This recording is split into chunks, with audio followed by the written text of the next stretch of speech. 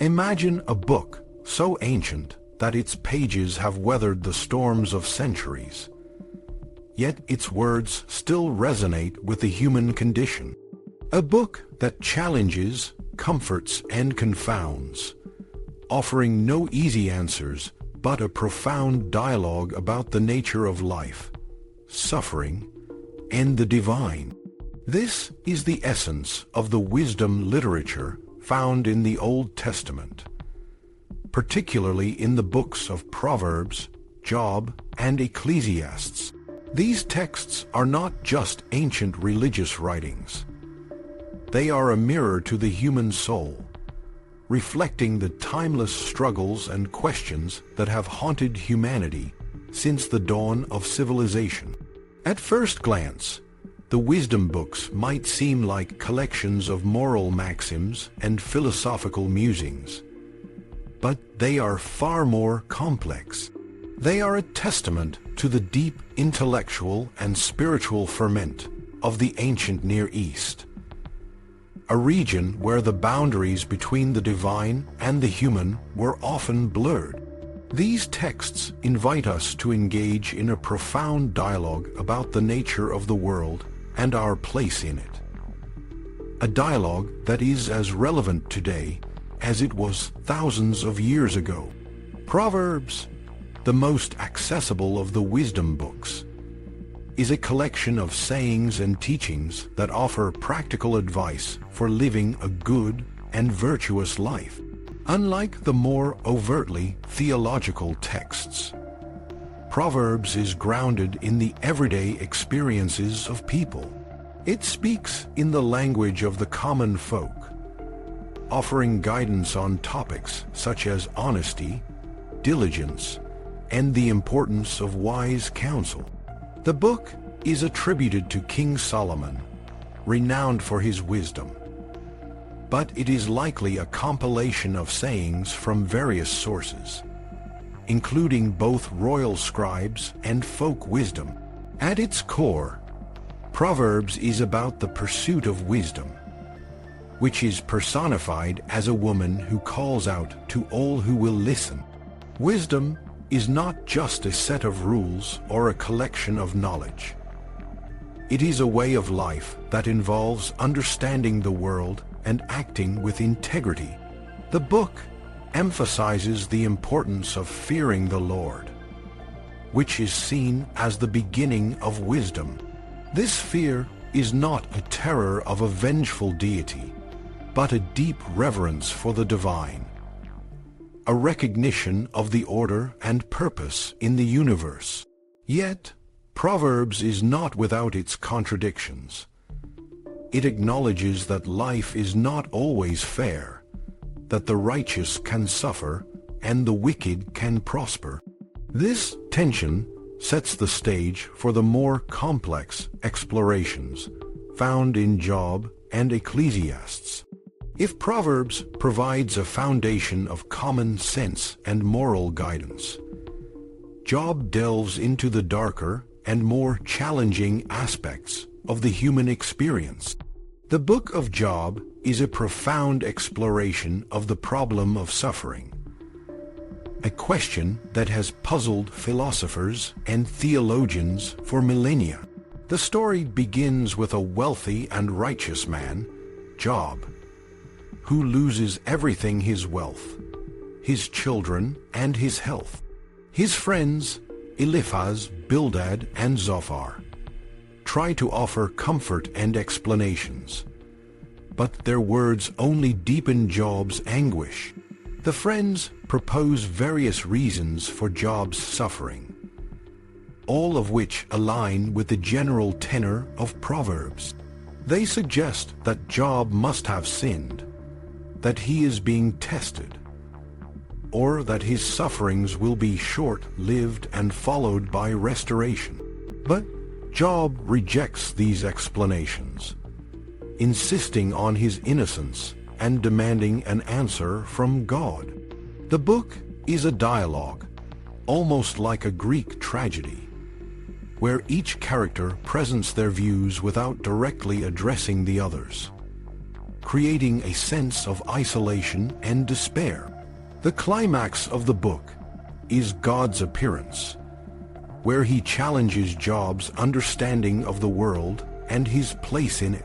God's speeches are a powerful reminder of the vastness and mystery of creation. A reminder that human understanding is limited.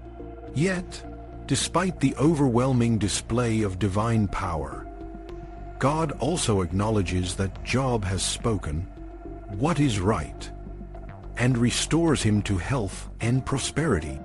Job's story is enigmatic, leaving readers with more questions than answers. It suggests that the wisdom tradition itself is not a set of rigid doctrines, but an ongoing dialogue that grapples with the complexities of life. In a world where suffering seems senseless, Job offers no easy solutions, but a profound encounter with the divine. If Job explores the depths of suffering, Ecclesiastes questions the very meaning of life. The author, who identifies himself as the teacher or Koheleth, is a figure of profound skepticism. The book is a relentless critique of the wisdom tradition, challenging the notion that there is any profound meaning or purpose in human existence. The central theme is vanity or hevel, a word that conveys the sense of futility and absurdity. Ecclesiastes is a stark contrast to the optimism of Proverbs and the theological depth of Job.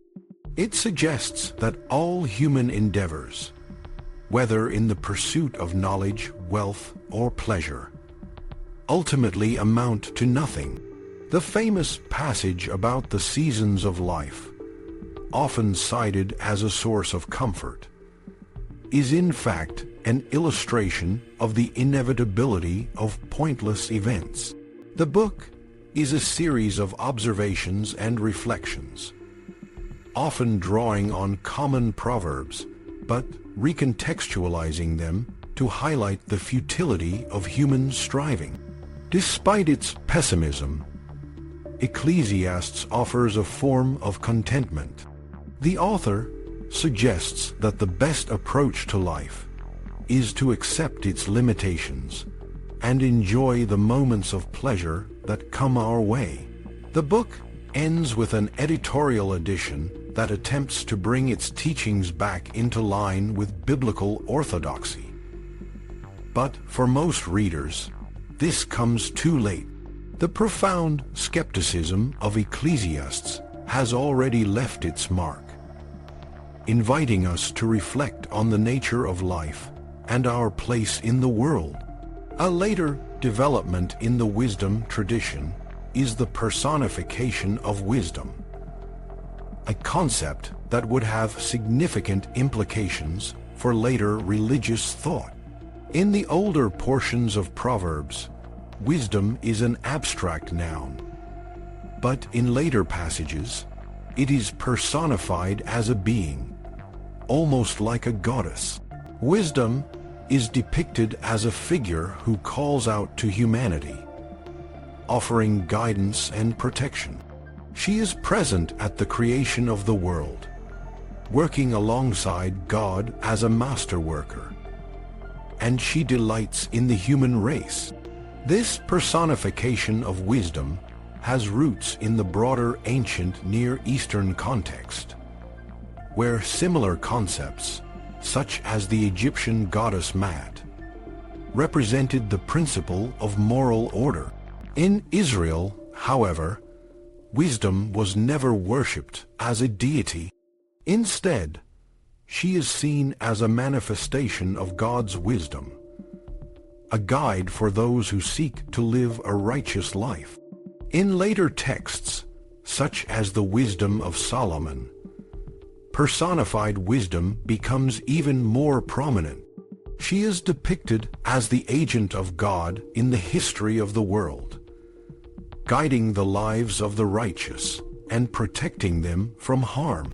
This development reflects a growing theological sophistication and a deeper understanding of the role of wisdom in the divine economy. The wisdom books of the Old Testament, Proverbs, Job, and Ecclesiastes, are not just ancient texts. They are a timeless dialogue about the human condition. They challenge us to think deeply about the nature of life, suffering, and the divine. While they offer no easy answers, they invite us to engage in a profound and ongoing conversation. In a world that often seems chaotic and senseless, these texts remind us that the quest for wisdom is a journey worth taking. A journey that can lead us to a deeper understanding of ourselves and the world around us.